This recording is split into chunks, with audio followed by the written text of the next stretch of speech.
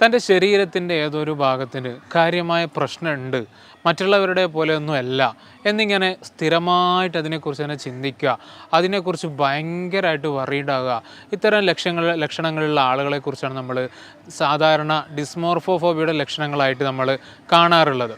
ഗൾഫിലേക്ക് വരുന്നതിന് മുമ്പേ തൻ്റെ ചെറിയ കാലത്ത് ഉണ്ടായിട്ടുള്ള ചില അനുഭവങ്ങളിൽ നിന്നാണ് ഇയാൾക്ക് ഇതിനെക്കുറിച്ചുള്ള ചില സംശയങ്ങൾ, ചില ചിന്തകളൊക്കെ ഇയാളുടെ തലയിൽ കയറിപ്പറ്റിയത്.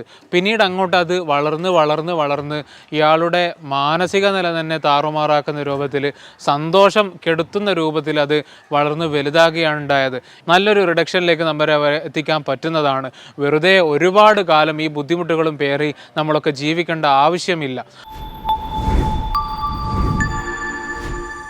തൻ്റെ ശരീരത്തിൻ്റെ ഏതൊരു ഭാഗത്തിന് കാര്യമായ പ്രശ്നമുണ്ട്, മറ്റുള്ളവരുടെ പോലെയൊന്നുമല്ല എന്നിങ്ങനെ സ്ഥിരമായിട്ട് അതിനെക്കുറിച്ച് തന്നെ ചിന്തിക്കുക, അതിനെക്കുറിച്ച് ഭയങ്കരമായിട്ട് വറീഡാകുക, ഇത്തരം ലക്ഷണങ്ങളുള്ള ആളുകളെക്കുറിച്ചാണ് നമ്മൾ സാധാരണ ഡിസ്മോർഫോഫോബിയയുടെ ലക്ഷണങ്ങളായിട്ട് നമ്മൾ കാണാറുള്ളത്. OCDയുടെ ഒരു ഭാഗമായിട്ടാണ് ഈ ഡിസ്മോർഫോഫോബിയയുടെ പല ലക്ഷണങ്ങളും നമുക്ക് കാണാൻ പറ്റാറുള്ളത്. അപ്പോൾ അത്തരത്തിൽ തൻ്റെ ശബ്ദത്തിന് എന്തോ ഒരു പ്രശ്നമുണ്ട്, തൻ്റെ നോട്ടത്തിന് ചില പ്രശ്നങ്ങളുണ്ട്, തൻ്റെ നടത്തത്തിന് പ്രശ്നങ്ങളുണ്ട്, ഞാൻ ഒരു പെണ്ണ് നടക്കുന്നത് പോലെയാണോ ഞാൻ നടക്കുന്നത്, എൻ്റെ നോട്ടത്തിൽ എന്തോ പിശകുണ്ടോ, എൻ്റെ സംസാരമൊക്കെ ഒരു സ്ത്രീയുടെ ശൈലിയായിട്ട് മാറുന്നുണ്ടോ എന്നിങ്ങനെ എപ്പോഴും ഇതിനെക്കുറിച്ച് തന്നെ ഭയങ്കരമായിട്ട് ഒബ്സസ്ഡായ ഒരു വ്യക്തി നമ്മുടെ അടുത്ത് കൗൺസിലിങ്ങിന് വന്നിട്ടുണ്ടായിരുന്നു. ഹലോ ഓൾ, സംസാരിക്കുന്നത് നാസിഫ് അഹമ്മദ്, ഹെലൻ ഹാപ്പിനെസ്സിലെ കൺസൾട്ടൻറ്റ് സൈക്കോളജിസ്റ്റാണ്. നമ്മൾ ഇന്ന് പറയാൻ പോകുന്നത് വളരെ വലിയ സങ്കടത്തോടുകൂടി കൗൺസിലിങ്ങിന് വന്നൊരു വ്യക്തിയുടെ ഒരു കഥയാണ്. അദ്ദേഹം ഇപ്പോൾ ഗൾഫിൽ ജോലി ചെയ്തുകൊണ്ടിരിക്കുകയാണ്. അവിടെ സാമാന്യം കുഴപ്പമില്ലാത്തൊരു ജോലിയും സാലറിയും ഒക്കെയാണ്. വീട്ടിലൊക്കെ വളരെ സമാധാനമാണ്. അങ്ങനത്തെ ഒന്നും യാതൊരു പ്രശ്നങ്ങളും ഇല്ല. നമ്മൾ പുറമേ നോക്കുകയാണെങ്കിൽ അയാൾക്ക് ഒരു പ്രശ്നങ്ങളും ഇല്ല. എല്ലാ നിലക്കും ഭദ്രമായിട്ടുള്ളൊരു ജീവിതമൊക്കെയാണ് അയാൾ മുന്നോട്ട് പോകുന്നത്.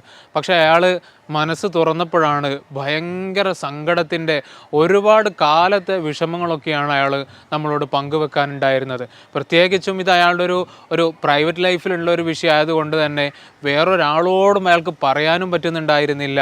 ഇതൊരാളോട് പറഞ്ഞാൽ അയാളതെങ്ങനെയാണ് ഇതിനെ സ്വീകരിക്കുക, ഇതിനെ ഉൾക്കൊള്ളാൻ അവർക്ക് പറ്റുമോ, ഇനി അതല്ല എന്നെ കളിയാക്കുകയാണ് ചെയ്യുക, എന്നെ അവർ ജഡ്ജ് ചെയ്യില്ലേ, എന്നെ പിന്നീട് അവരെങ്ങനെയാണ് നോക്കുക, ഇത്തരത്തിലുള്ള ഒരുപാട് ധാരണകൾ ഉള്ളത് കൊണ്ടായിരിക്കും പലരും ഈ കാര്യങ്ങളൊന്നും ആരോടും ഷെയർ ചെയ്യാൻ പറ്റാത്തത്. അത്രയും അടുത്തൊരു വ്യക്തിയോട് മാത്രമേ അവർക്ക് പറയാൻ പറ്റൂ. ഇനി അവരോട് പറഞ്ഞാൽ തന്നെ അവരതിനെ എങ്ങനെ എടുക്കും, ഏത് രൂപത്തിലുള്ള മറുപടി നൽകുന്നു കൂടി അവർക്കറിയില്ല. അപ്പോൾ ഈ ഒരു വ്യക്തിയുടെ കാര്യത്തിലും അത് തന്നെയായിരുന്നു പ്രശ്നങ്ങൾ. ഇയാൾ ഈ ഒരു ബുദ്ധിമുട്ട് തുടങ്ങിയിട്ട് എത്രയോ വർഷങ്ങളായി. ഗൾഫിലേക്ക് വരുന്നതിന് മുമ്പേ തൻ്റെ ചെറിയ കാലത്ത് ഉണ്ടായിട്ടുള്ള ചില അനുഭവങ്ങളിൽ നിന്നാണ് ഇയാൾക്ക് ഇതിനെക്കുറിച്ചുള്ള ചില സംശയങ്ങൾ, ചില ചിന്തകളൊക്കെ ഇയാളുടെ തലയിൽ കയറിപ്പറ്റിയത്. പിന്നീട് അങ്ങോട്ട് അത് വളർന്ന് ഇയാളുടെ മാനസിക നില തന്നെ താറുമാറാക്കുന്ന രൂപത്തിൽ, സന്തോഷം കെടുത്തുന്ന രൂപത്തിൽ അത് വളർന്ന് വലുതാകുകയാണ് ഉണ്ടായത്. ഇയാൾ പണ്ടെങ്ങോ ജോലി ചെയ്ത സമയത്ത് അവിടെ അയാളുടെ ബോസ് ഇത്തരത്തിലുള്ളൊരു സ്വവർഗാനുരാഗിയൊക്കെ ആയിരുന്നു. അപ്പോൾ ആ ഒരു സമയത്ത് ബോസും ഇയാളും തമ്മിലൊരു അടുപ്പം കണ്ടിട്ടാണ് അവിടെ ഉണ്ടായിരുന്ന മറ്റുള്ള ജോലിക്കാർ ഇയാളോടുള്ള ചെറിയൊരു അസൂയ എന്നുള്ള നിലക്ക് ഇയാളും നിങ്ങളൊരു സ്വവർഗാനുരാഗിയാണ്, ഒരു ഹോമോസെക്ഷലൊക്കെ ആണ് എന്നുള്ള നിലക്ക് അവർ പറഞ്ഞു പരത്തിയിട്ടുണ്ടായിരുന്നത്. ഇത് അന്ന് തന്നെ അയാൾക്ക് ഭയങ്കര സങ്കടമൊക്കെ ഉണ്ടായിരുന്നൊരു വിഷയമായിരുന്നു. പക്ഷേ പിന്നീട് നമ്മളിപ്പോൾ ഇങ്ങനെ പറയാറുള്ളൊരു വിഷയമാണല്ലോ, സ്ഥിരമായിട്ട് നമ്മളൊരു കുട്ടിയോട് നീ ഒന്നിനും കൊള്ളാത്തവനാണെന്ന് പറഞ്ഞാൽ അവൻ്റെ മനസ്സിൽ തന്നെ എവിടെയോ അത് കയറിയിട്ടുണ്ടാകും, ഞാനിനി ഒന്നും കൊള്ളാത്തവനാണോ എന്നുള്ളൊരു ചിന്ത കയറുന്നൊക്കെ നമ്മൾ പറയാറുണ്ടല്ലോ. അതേപോലെ തന്നെ ഒരുപാടായിട്ട് തൻ്റെ കൂടെ വർക്ക് ചെയ്യുന്ന ആളുകൾ തന്നെ ഇയാളെ നിങ്ങളൊരു ഹോമോസെക്ഷൽ ആണ്, ഹോമോസെക്ഷാലിറ്റി ഒക്കെ ആണ് നിങ്ങളുടെ ജീവിതം എന്നൊക്കെ അപ്പോൾ ആ ഒരു പറച്ചിൽ നിന്നാണ് ഇയാളും ചിന്തിച്ച് തുടങ്ങിയത്, ഇനി ഞാനെങ്ങാനാണോ ആ രൂപത്തിലാണോ, എൻ്റെയും ഈ സെക്ഷൽ ലൈഫിലൊക്കെ മാറ്റങ്ങൾ വന്നു തുടങ്ങുന്നുണ്ടോ, എൻ്റെയും ഈ രൂപത്തിലാണോ എൻ്റെയും ചിന്താഗതികളൊക്കെ പോകുന്നത്, ഏതെങ്കിലുമൊക്കെ പുരുഷനെ കാണുമ്പോഴേക്ക് എനിക്ക് ഈ രൂപത്തിലുള്ള ചിന്തകളൊക്കെ വന്നു തുടങ്ങുന്നുണ്ടോ, ഇതൊക്കെയായിരുന്നു അയാളുടെ ഈ ഒരു രോഗത്തിൻ്റെ ആരംഭഘട്ടം. പിന്നീട് അങ്ങോട്ട് വളർന്ന് വലുതാകുകയാണ്. ഇപ്പോൾ അയാൾക്ക് ഈ ഒരു ചിന്താഗതി മാറിയിട്ടുണ്ടോ എന്നുള്ള മാത്രമല്ല, മറിച്ച് തൻ്റെ നടത്തത്തിൽ എന്തൊക്കെ പ്രശ്നങ്ങളുണ്ടോ, ഞാനിപ്പോൾ ഒരു സ്ത്രീ നടക്കുന്നത് പോലെയൊക്കെയാണോ ഞാൻ നടക്കുന്നത്, അതേപോലെ അതേപോലെ എൻ്റെ സംസാര ശൈലിയൊക്കെ ഒരു പുരുഷൻ സംസാരിക്കുന്നതൊക്കെ ഒരുപാട് മാറിയിട്ടുണ്ട്. അതൊക്കെ മനുഷ്യന്മാർ നോക്കുന്നുണ്ട്, ജനങ്ങളൊക്കെ നോട്ടീസ് ചെയ്യുന്നുണ്ട്. അതേപോലെ തന്നെ എൻ്റെ ആളുകളോട് ഇടപഴകാനുള്ള ആ ഒരു കഴിവ്, അതിൽ വരെ മാറ്റങ്ങളൊക്കെ വന്നു തുടങ്ങിയോ? എൻ്റെ രൂപത്തിലും ഭാവത്തിലും മട്ടിലും എല്ലാത്തിലും ഞാനൊരു സ്ത്രീയായിട്ട് മാറുകയാണോ എന്ന ഒരു കലശലായ പേടിയിലാണ് അയാൾ വന്നിട്ടുണ്ടായിരുന്നത്. അപ്പോൾ ഈ ഒരു പ്രശ്നങ്ങളൊക്കെ ഉള്ളത് കൊണ്ട് തന്നെ ഇയാൾക്ക് ഒരു കോൺഫിഡൻസും ഇല്ല. അവിടെ വർക്ക് ചെയ്യുന്നിടത്തൊക്കെ വലിയ ഒരുപാട് ആളുകൾ ഇയാളുടെ അണ്ടറിലൊക്കെ വർക്ക് ചെയ്യുന്ന ആളുകളൊക്കെ ഉണ്ട്. അപ്പോൾ അവരുടെ മുമ്പിലൊക്കെ നമ്മളൊരു സൂപ്പർവൈസർ അല്ല അവരെയും കൂടി നോക്കാനുള്ള ഒരാളാകുമ്പോൾ സ്വാഭാവികമായിട്ട് നല്ലൊരു കോൺഫിഡൻസോടുകൂടി നിർദ്ദേശങ്ങൾ കൊടുക്കാനുണ്ടാവും, അവരെ തിരുത്താനുണ്ടാവും, അവർക്ക് കാര്യങ്ങളൊക്കെ പറഞ്ഞു കൊടുക്കാനൊക്കെ ഉണ്ടാവും. പക്ഷേ ഇയാൾക്ക് ഈ ഒരു വിഷയങ്ങളൊക്കെ ഉള്ളിലുള്ളത് കൊണ്ട് തന്നെ ഒരു കോൺഫിഡൻസും ഇല്ല. എന്ന് മാത്രമല്ല, ഈ കോൺഫിഡൻസ് ഇല്ലായ്മ ഇയാളുടെ താഴെ വർക്ക് ചെയ്യുന്ന ആളുകൾക്ക് മനസ്സിലാകുന്നുണ്ട്. അവർ പലപ്പോഴും ഇയാളിട്ട് ഇങ്ങനെ കളിയാക്കുകയാണ് ഈ ഒരു വിഷയങ്ങളൊക്കെ പറഞ്ഞിട്ട്. അപ്പോൾ ഇത്തരത്തിൽ ഇതൊക്കെ അയാൾ ചിന്തിച്ചിങ്ങനെ ഉണ്ടാക്കുന്ന ഒരുപാട് കാര്യങ്ങളാണെന്നാണ് പിന്നീട് അയാൾക്ക് തന്നെ നമ്മൾ കൗൺസിലിംഗ് ചെയ്തപ്പോൾ മനസ്സിലായിട്ടുണ്ടായിരുന്നത്. അയാൾ തന്നെ ഒരു കോവർക്കർ, ഇയാളുടെ ഒരു അടുത്തൊരു സുഹൃത്ത് എന്ന് പരിചയപ്പെടുത്തിയ ആളെയും കൂടി അയാൾ ഉൾക്കൊള്ളിച്ചിട്ടുണ്ടായിരുന്നു. അപ്പോൾ ഈ ഒരു ചിന്തയാണ് എല്ലാ സമയത്തും ഇയാൾ ചിന്തിച്ചു കൊണ്ടിരിക്കുന്നത്.